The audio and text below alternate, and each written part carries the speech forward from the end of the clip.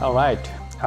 It's my great pleasure to be here in this World Usability Day organized by TorCHI, and thanks for all the organizers. And it's actually a bit intimidating to talk after this kind of like a great talks, but I'll try my best to make sense of what I do. Basically, my talk, this is why I love to talk after Fanny, because I often start with, well, I start from where Fanny left. So Fanny showed us how we can do a lot of beautiful stuff when we have data. And my research starts from the point where we have no data. So yeah, so I work with people in marginalized communities, mostly in the global south, where it's very difficult to get data. So this talk, I'll be talking about my journey of designing and developing technologies for marginalized population, especially in the global south. So the talk is titled Understanding People and Designing Technologies. So I'll start by kind of like giving my personal background, since I'm new and I think many of you don't know me here. So I'm an assistant professor of computer science here, work in HCI. I graduated from Cornell University last year, and before that I was born and raised in Bangladesh, and I had all my degrees in computer science there. So in today's talk, I'll be talking about my research objective and approach. Then I'll be talking about the research questions that I find interesting. Then I will walk you through a couple of my projects, and then talk about some present and future works here. So I was born in Bangladesh, and during 90s when I was growing up, I saw a lot of new digital technologies were coming into the country. Mobile phones, laptops, Wi-Fi, internet, broadband, tablets, everything was coming in, and they were creating a lot of opportunities for local people for bringing positive changes in their life. But one thing that was bothering me a lot was this question that were those technologies actually addressing the problems that those people had in their lives. So for that, my research goal kind of became to understand the needs of those underserved population and work with them to improve the quality of their life using these technologies that have been made available by then by this information and communication technology movement. So I started working, so I built this group of undergraduate students with me. You can still find me back there and then with the class. And these are all my wonderful undergraduate students in Bangladesh. I was a lecturer there in computer science department, and I formed this human technology interaction research group. And our work was very simple. We would go to marginalized communities, we would try to understand their problem, and we would build beautiful solutions for solving all their problems. So yeah, piece of cake, right? So with this group of students and my other collaborators, I have worked with ready-made garments factory workers in Bangladesh, taxi drivers, mobile phone fixers, and many other communities for the last 10 to 12 years now. And my work basically falls into the intersection between human-computer interaction and ICTD, which is information and communication technology for development. And the projects that I'll be talking about today are published in conferences like KAI, CSAW, ICTD Limits, ICTD. If you are familiar with, these are the conferences where people present and talk about the work which are relevant to people's life.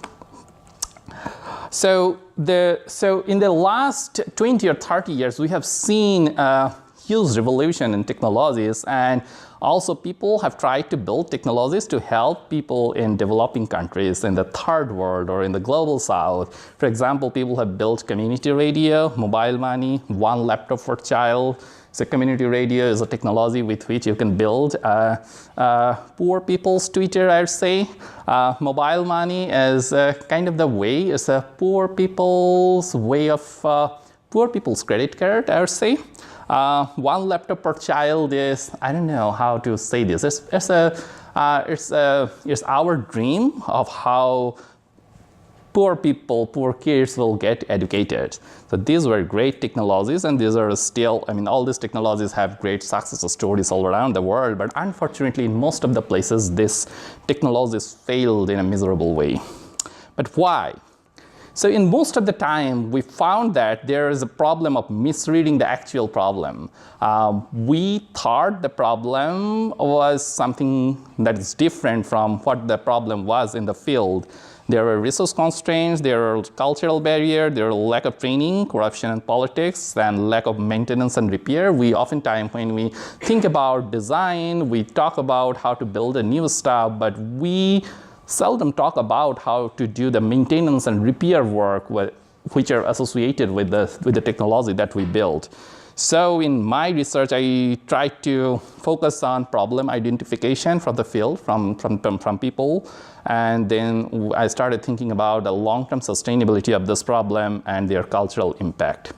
So these brought me kind of in this domain that first I need to understand people through their culture, politics, economy, history, and their society. And then I'll be building technology which will be accessible, inclusive, robust, low-cost, and secure. So I kind of like put it in this way, understanding people and building technologies. And for that, I kind of like try to draw theories from development sociology, critical theory, SDS, which is science and technology studies, political economy and cultural anthropology to understand people. And in the technology part, being a computer engineer, I draw heavily on graph theory, computational geometry, mobile computing, social media, and computer games.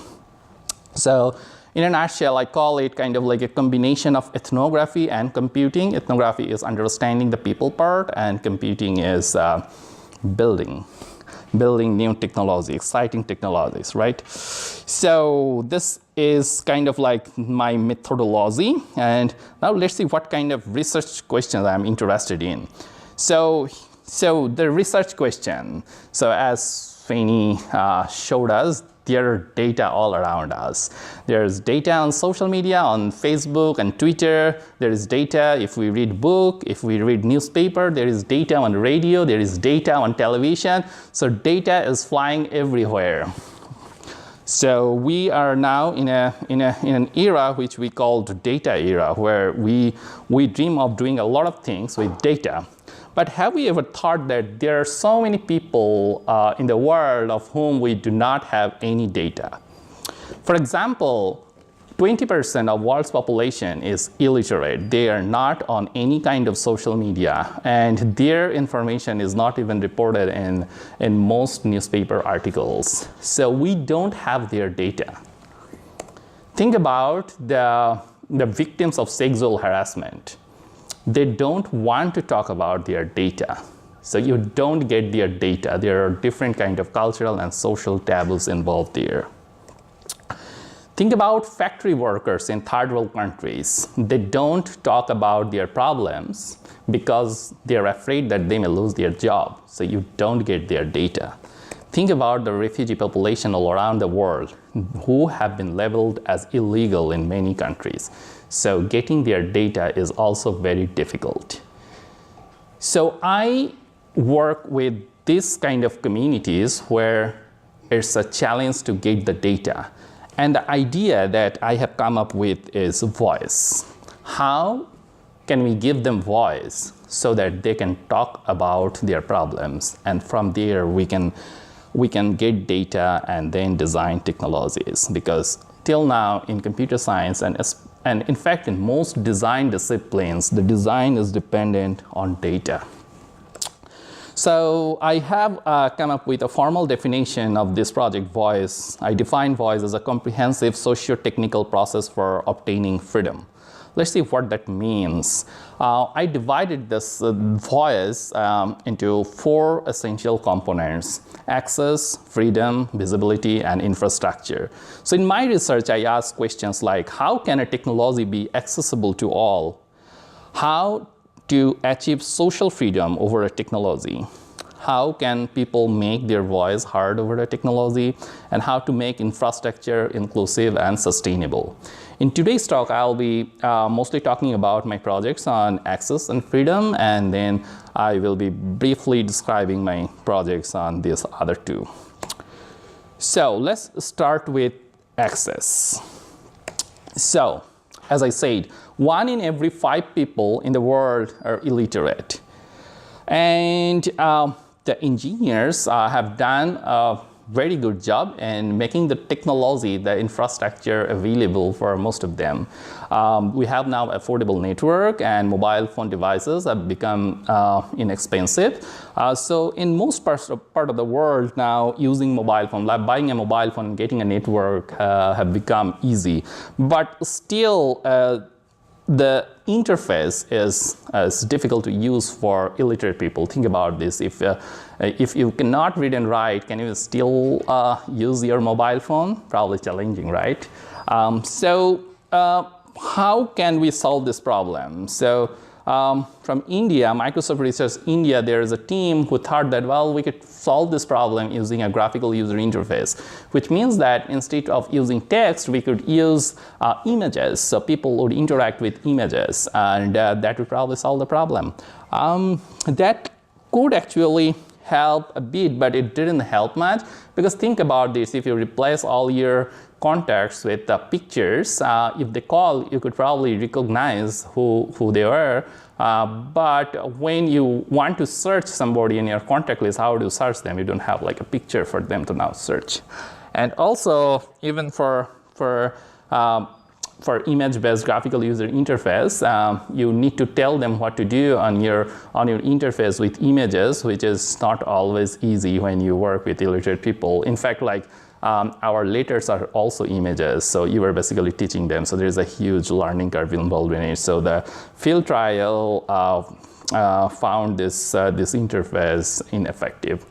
The second idea that came from Carnegie Mellon University, and in 2006 was, well, we can use now a speech-based interface like Siri or Cortana. So since you cannot read and write, you can basically talk to your phone, and then the phone will do whatever you want to do. So, but it turned out that it's kind of like the same problem. Now you have to teach the user what they need to say to operate the mobile phone, which is not also very easy. And in the field trial, that this interface also failed.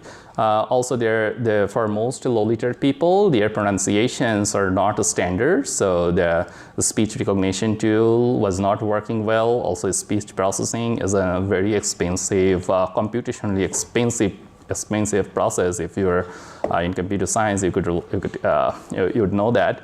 So for inexpensive mobile phones, it was very hard to deploy that. So when I was thinking about this design, in my research, I found this really interesting, that when people were thinking about usability, they were thinking that one person would use one mobile phone. This is Western idea of personal computing. So when they found that the person's cognitive ability was not enough to use the mobile phone's interface, they started adding components to the mobile phone or to the computing device. But in our field, we found that the sort of use of a mobile phone was much different from personal use. Here in many communities, people would share mobile phones, which means that in a family or in a circle of friends, there was one phone, and that was being used by the whole group. And if one person in that group was able to use the phone, then actually all the people in the group was able to use the phone. So there, I found that the problem of illiteracy was kind of different for them. It's more like a problem of collaboration. So to understand that problem more, I started working with a group of illiterate rickshaw drivers in Dhaka, Bangladesh. So there were 120 rickshaw drivers in total. I conducted a 6 months long ethnography, which involved interview, observation, focus group discussion, and participatory design. I tried to understand that this illiterate rickshaw drivers who were using mobile phones, how were they using their mobile phones? So I found that they were struggling when they were trying to use their mobile phones by themselves. They were coming up with different strategies. Some of them were memorizing the images, like they were treating the letters as images. Some were trying to memorize the serial number of their contacts. Some were making some other random guesses, and in most of the time, like, they were failing. They were calling wrong numbers, being embarrassed.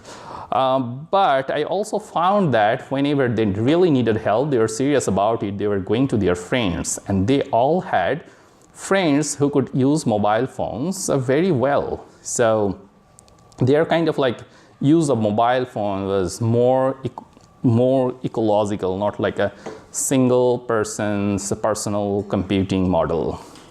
So then I started like looking deeper into this. I found that it's not only a mobile phone that they share with others, and most of the things that they have in their life are shared. This is Badshah Mian, one of the rickshaw drivers there in that garage, and in his home when I was visiting that, like, almost everything that he has is kind of like shared with his neighbors. For example, the pile of pillows that you can see behind, all of them were from some other neighbors that they couldn't even remember at the point when I was asking them, and they knew that those were not theirs, but they borrowed them because they would have some guests coming in. So this made me think why people were sharing or giving, like this kind of gifts to others. Why were they helping each others, which was often not the base of designing when we design things in this part of the world. This took me to early 20th century anthropologist Marcel Mauss's work on the gift. So Mauss was doing an ethnography in Northern California and found that people, this kind of gift giving is a mandatory practice in most tribes. And this gift is not something that they give to each other if they want, or an optional thing. But he was saying that gift giving is a mandatory practice by which these communities were actually maintaining their communal bonds. So by giving gifts, they were actually strengthening their bonds. It's kind of the way they live together.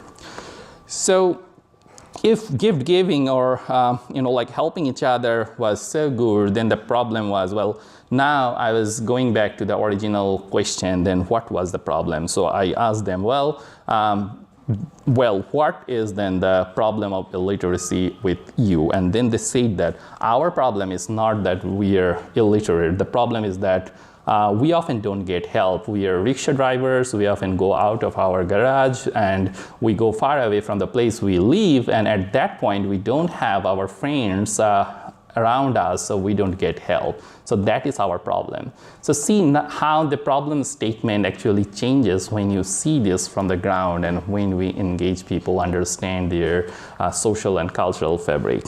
So we thought, okay, that is the problem. Let's try to design for that. So we conducted this participatory design session with these rickshaw drivers, both at their garage and at our university. And what we found that they came up with a very simple solution.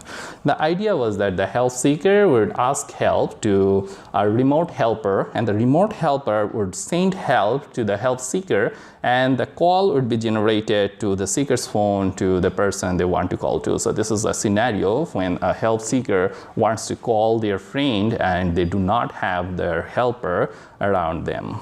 So we said, well, we can try if we could do that. So we started building a system with this design in our mind. I will not go to the technical details of this to bore you, but we formed this whole problem in a computer sciences graph theory problem where there were helpers and then low literate users. We found a graph of who is helping whom. Then we found that there are like two kinds of nodes, helpers and the helpees, and it became a matching problem, which is a very famous computer science problem.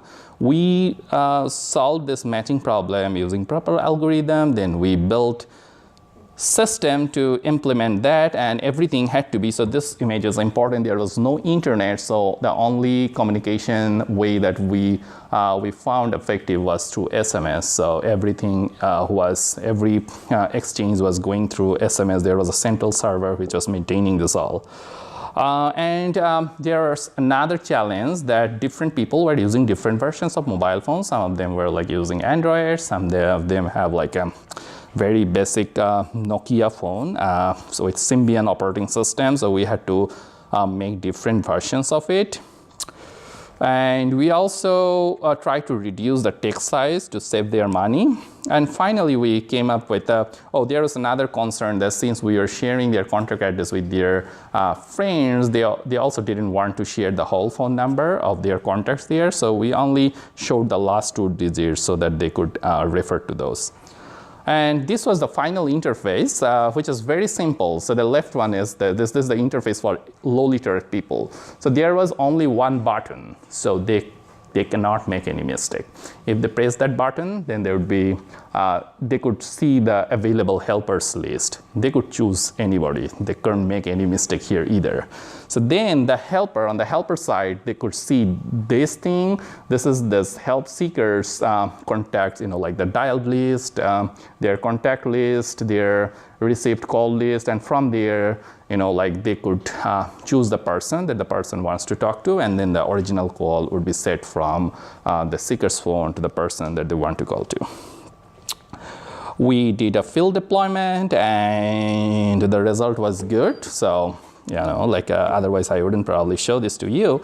They found ease and availability. And we found that they were more willing to, so in our setup, we had 2 kinds of helpers. One set of helpers were chosen from their community, which is a natural setting, and one set of helpers that we chose from somebody who are outside of their community to see who they take help from. We found that they were reluctant to take help from those freelancers who are outside their community. So it's more about their community bonds, which played an important role here. And they also reported that this kind of help taking actually improved their community bonds.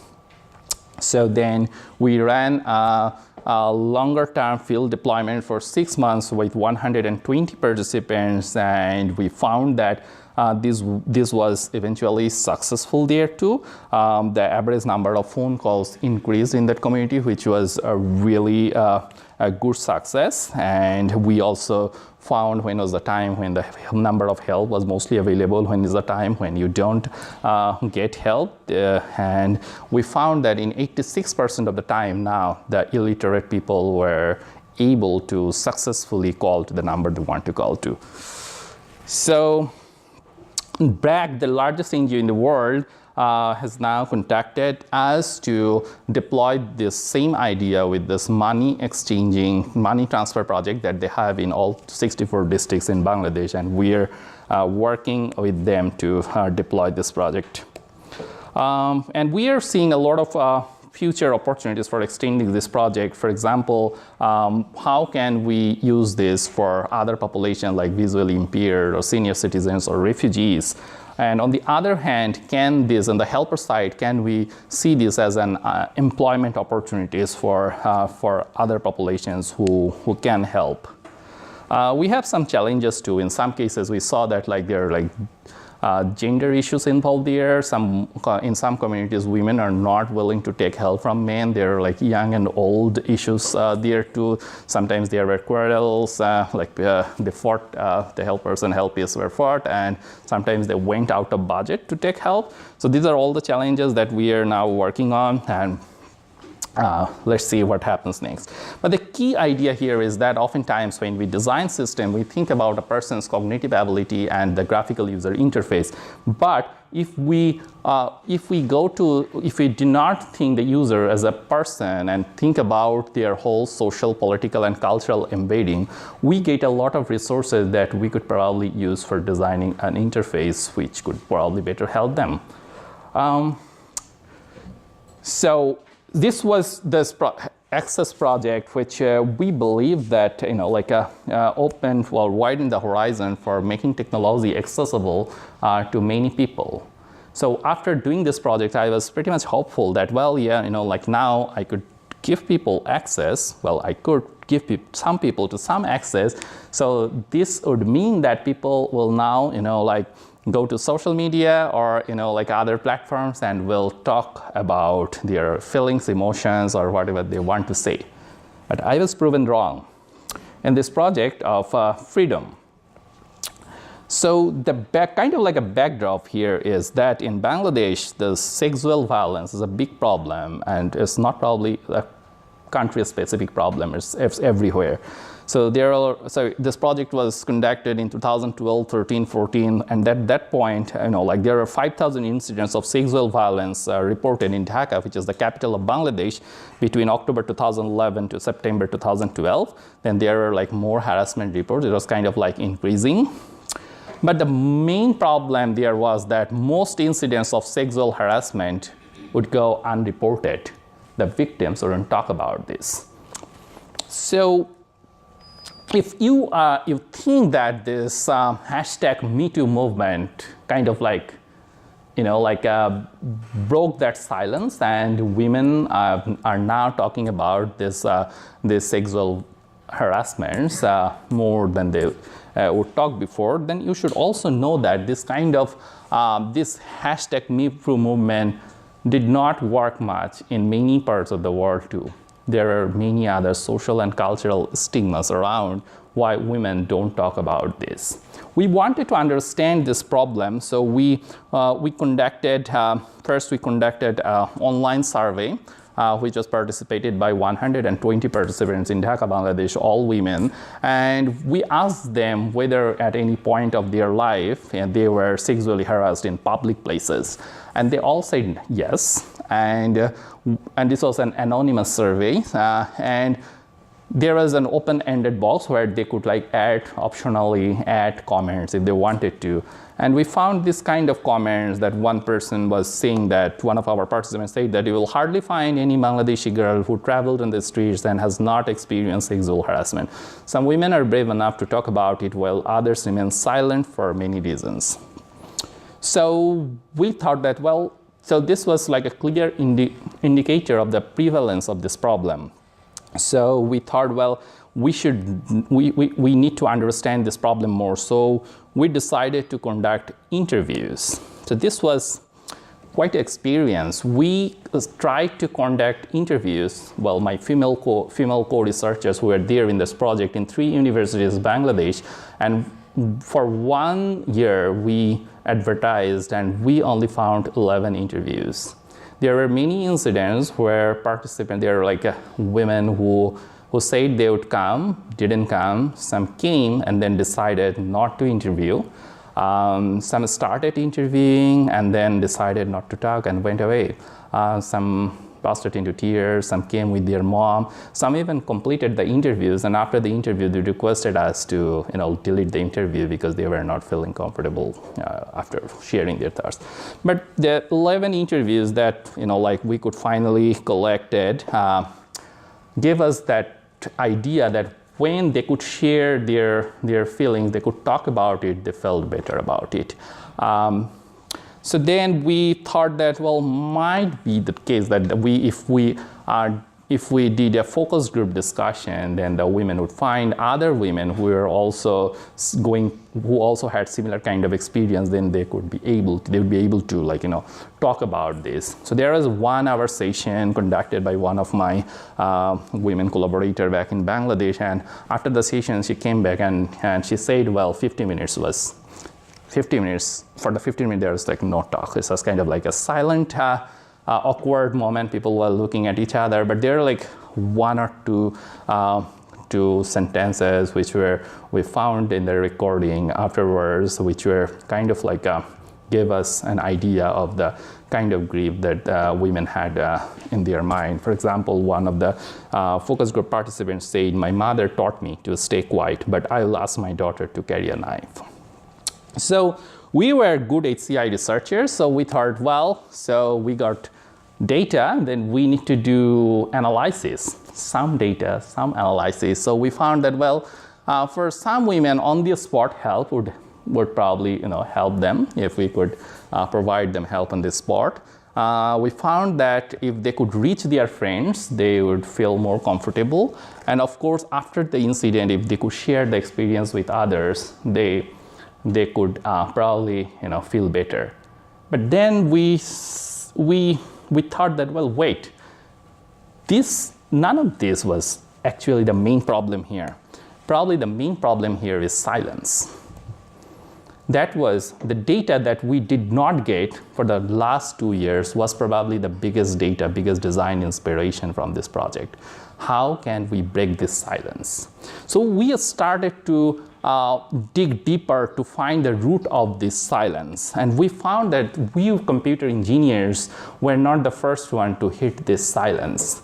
Literature found this silence a long time ago. This is Gayatri Spivak, post-colonial scholars in post-colonial literature professor in Columbia University. She said very famously, this is the title of her magnum opus, she said, "Can the subaltern speak?"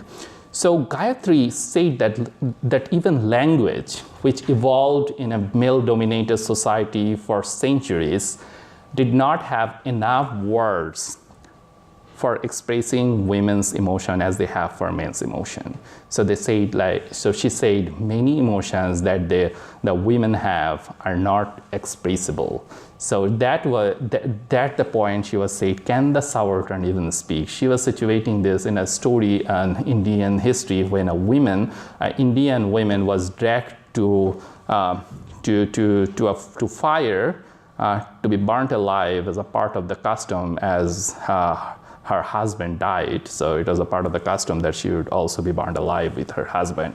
And she didn't like that. Then the colonizer, the British army came, and then they said, well, we want to save this girl. And the girl did not want to go to the, leave her community and go to the British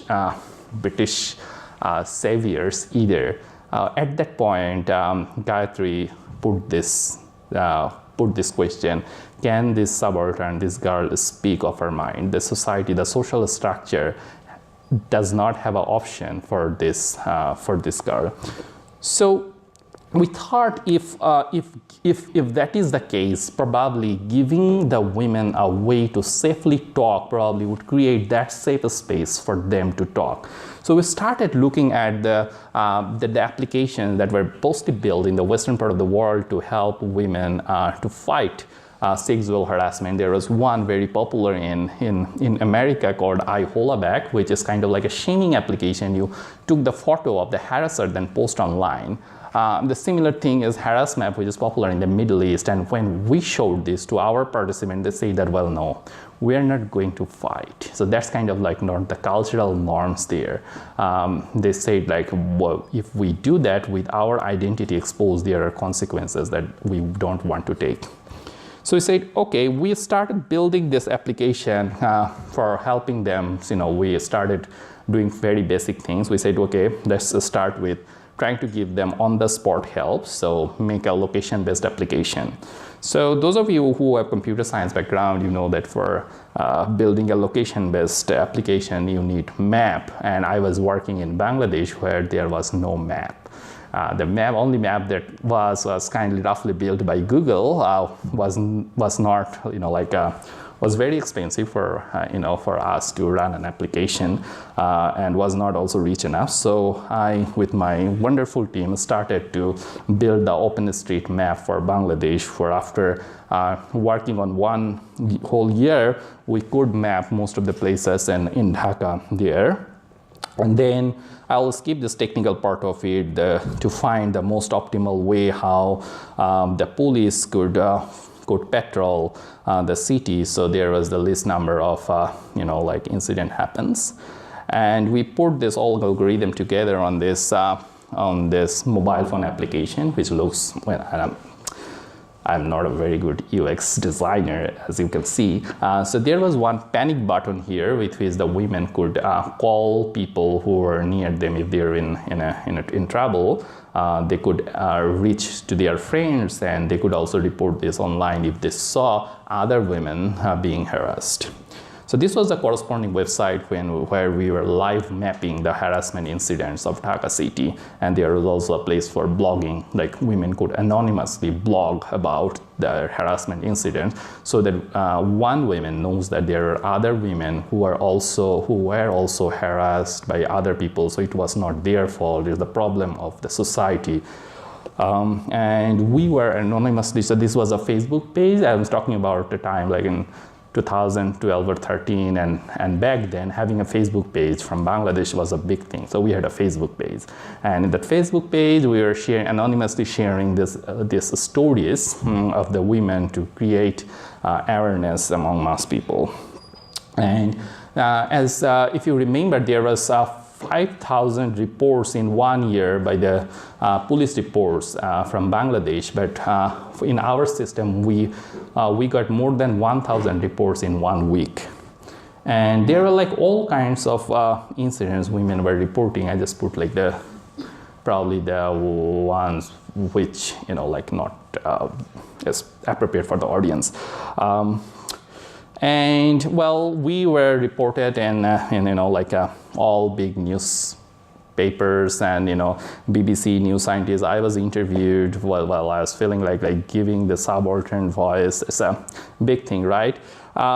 So when we were just thinking that it probably helped women, we started facing problems. On the Facebook page, we found that there are people, both men and women, started to attack the reports, even the anonymous reporters. So this is one example where one woman complained that in the street she was catcalled, and then the other people were saying that why didn't you cover your head? And this kind of things kept going and going, and at some point we found that the users were holding themselves back from reporting. This was really like a sad moment for us, because as the moderators or admins of the site, we could not do much because there was this like mob. And I know you guys, if you are a regular user of social media, you know how mob acts. So at some point we started to close the discussion in many of these threads. And there are other controversies too. We started getting private messages from some of our users who were saying that, well, now you are live mapping the harassment incidents and you are showing that there are like thousands of harassment happening every week in Dhaka, and now our parents are not feeling safe. They are not allowing us to leave home alone, and it's not actually helping us. It's actually in fact putting us in cage. So we shut down our system, and after 4 months from the deployment, and we replaced this with a safe road suggestion, where we are not telling them how many incidents happen. We are just telling them what is the safest route. As Google shows us what is the shortest path, we are showing them what is the safest path. Finally, we shut down the system, and one of our teammates, she joined this there's a startup called MyApp, where this whole application became only a health question related mobile phone application, which which was not why we started the whole campaign, but it was kind of we consider this one of the failures from which we learned how difficult it is to give voice to the marginalized population and fight the hegemony, the patriarchal hegemony of a society. But this thing kept coming again and again in our mind, that if the HCI system or most design system depends on data, we first get the data, then we start thinking about all our smartness for requirement analyzing, development, evaluation, all this cycle. But if we don't get the data, how do we do this? So then we thought, well, why don't we then start educating the women, so they don't need to share their experience with others. Instead, they could build their own application. So a couple of my friends, they started this program called Coded Girl in Bangladesh, where the idea was that the women would build their own application for fighting. This was also, this is still going on, and we have a lot of stories of how this is actually struggling. We wrote a paper on this, and yeah, so it's kind of one way we are trying to fight. So this question of how can then design help marginalized people when there is no data. There is another project with this ready-made garments workers there that you can relate to this. I was visiting 20 ready-made factory workers in Bangladesh, and I asked them about their life and the problem and the challenges that they face. So in my IRB back in Cornell, I said that I would do interview of 200 participants as a good student. So when I was in the field, I did do 200 interviews. And in my interviews, there was no problem. Not a single worker complained about their workplace. Not a single one. And I could sense there was like something seriously wrong there. I went to their house and asked them the same question. I thought like that would be like the place where they would feel safe and they would talk. No, the same thing. They were happy. Everything that I asked, yes, we are happy. We're like well paid. We don't have any problem. And so then we said, well, yeah, can you do this? Can you draw pictures? You draw a picture of your home and a picture of the place where you work. So we collected 64 of those pictures, and we conducted a psychoanalysis of this picture. I don't know what that means. A member of our team had a psychology background and was expert in it. And the conclusion that we found, so this was one of those pictures. Do you see any particular differences between these two pictures when they're put together side by side? And on the left, when that was the picture that of the factory that they work in, and this is the picture of the place where they live. And if you like look closer, you will see when they were drawing, and it was kind of like a recurring theme of their factory. They were using regular shapes like rectangles, triangles, straight lines. And when they were drawing the pictures of their home, there were more curves there. And then we designed our questionnaire around this to explain them what's happening there. And at that point, we found them saying, well, there's a rule, you cannot go beyond this and this. Then this rigidity of their life when they're in the factory started coming up.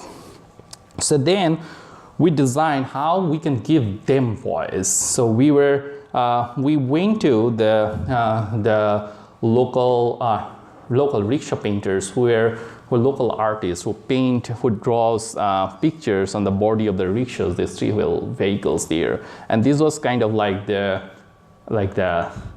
Bangladeshi version of public display, the sort of display Fanny showed you in like a Times Square. That is our Times Square. So we are painting this picture on our Times Square to give people an idea of this kind of operation that was going on them.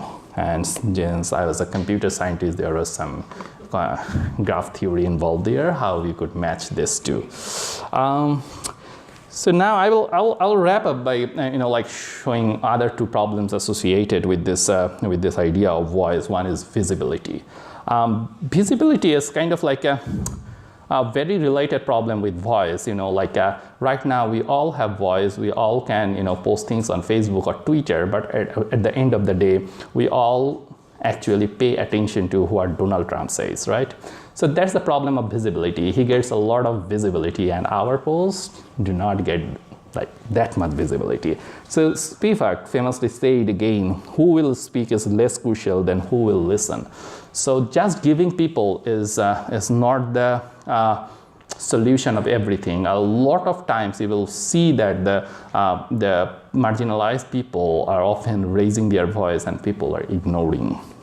So I worked To understand this problem, this was a project that I did with Intel from 2013 to 2016.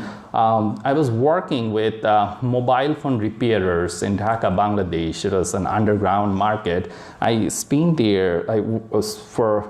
So I took training of how to fix mobile phones in a workshop there. I worked there for 3 months, and I started to document all this art and craft that these people have, and which was kind of invisible. So this is this feminist politics of invisibility. So those of you who have repaired their phones, you know that the art of repairing is that nobody can tell that the phone is repaired. So you are an expert repairer if you can remove all the mark of repairing. So this is the old feminist politics of home economics. If you were a good wife, you clean your home in a way that nobody could tell there was a dust. So you remove all the evidences of your labor. And that was very evident here. It was a site of hiding data. It was a site of invisibility, where invisibility was produced. So I started writing about the art and craft, the learning and sustainability of these communities, the values involved in repairing, and the privacy factor involved in the repairing, how people do not want to tell others that their phone is repaired. And I started to argue that repairing is the place where we give technology a new life. We talk about design a lot of times for creating a new object, but for millions of people around the world, they live on repaired object, and the usability questions in the repair phase is probably not addressed much. So I also took the same question of voice with the Uber drivers, the ride-sharing application users in India, and I found that this app that they were using were hiding their labor, that when the driver was going to pick somebody from there, the struggle that they were having. Also, this was hiding, this was ignoring the expertise of driving. It was like a constant struggle for the experienced drivers to fight with the newbies who are good at using a mobile phone, but probably not that good in driving. So the expertise moved from driving to using an app. And this kind of politics is often hidden in this kind of ride-sharing application. We proposed a new kind of application where the visibility of this kind of labor and expertise was shown in the interface. Finally, the infrastructure. I will also gloss over this. So as we know, the displacement is a big problem in the world now. More than 50 million people are homeless, and most of them actually live in the developing countries as refugees. And for them, the problem is often that they are not legal. So whenever they start building somewhere, it's kind of the way spiders make their web. So in a built infrastructure that is legal, they put their own house or own living by hacking into the existing infrastructure. And the art, craft, innovation in making and hacking in the local infrastructure is often called illegal. So I started documenting their innovation, their art in these places. And from there, I designed a home for them. It's a portable house which could move. So I challenged the idea of a home which is thought to be a stable one. And this is a home which you could pack and make like a box, and you could carry the box the way you move from one place to another, to give a home of their creativity, to call a creativity their own creativity. So this was the 4 avenues of voice that I have still been exploring: access, freedom, infrastructure, and visibility. And in my future, I want to connect this, or still trying to connect this, with sustainable development. In 2015, United Nations has declared 17 goals for sustainable development, which they want to achieve by 2030. Of them, my work is directly connected with gender equality, innovation and infrastructure, reduced inequality, equality, peace and justice, and responsible consumption. And other goals are also indirectly connected with the idea of voice. So these are kind of like my ongoing projects here at U of T and in future projects. So I'm extending the idea of voice in healthcare, especially in mental health, where getting the data is difficult. It's often easy to get the physical health data, but what's happening in people's mind is difficult. Think about the case of autistic children. If you ask them the question, they will not, you don't expect an answer that you can rely on. How can we address this kind of question? And there is this stigma over there with their family to share their information. So we have been working on this problem in 4 places in the world. In Indiana, in US, we have collaborators there, in Toronto here, and in Dhaka, Bangladesh, and in Bangalore, India. And recently, we are lucky to get this National Institute of Health grant to expand this project. The second project that I am working on is this refugee crisis here. I have students here who work on this. And we are working with this idea of this politics of legality, how legality makes data invisible, unavailable, and how we can fight this to give them safety, security, and anonymity. And this refugee project is now going in 4 places, 5 places actually. Here in Toronto, we are working with the Syrian refugees in Mississauga, in Turkey, in Iran, in Afghanistan, in Iran, Afghan refugees in Iran, in Iraqi refugees in Jordan, and Rohingya refugees in Bangladesh. I got my Discovery grant for this and the SCONAT award. And this third project that I'm working on is an environmental justice of the afterlife of technologies, when technology breaks down and become an electronic waste in the global south. And how this injustice is actually is being done, this environmental injustice to the people in the global south. And a student of mine is looking at this usability of repairing. So when people work with broken devices, what are the sort of feelings that they feel in their hand, and how can we do a better design on that level. And this project is also going in 4 places in the world, including Montreal, Canada, Indiana, US, Buffalo, US, Czech Republic, and in Dhaka, Bangladesh. And I recently got this CFI grant for doing this. I have wonderful collaborators I want to thank you in North America, in Bangladesh, and in many other international settings, and many institutions worldwide that I have worked with, and my funding sources, including this government institutions and industry. Before ending, I want to remind this quote by my favorite scholar, Amartya Sen, who got Nobel Prize in economics. He said, "Development is freedom, both through instrumental and constitutive means." And through my research, I asked, can voice provide us with such freedom? So that's kind of like the overarching research question that I'm still pursuing. Thank you all.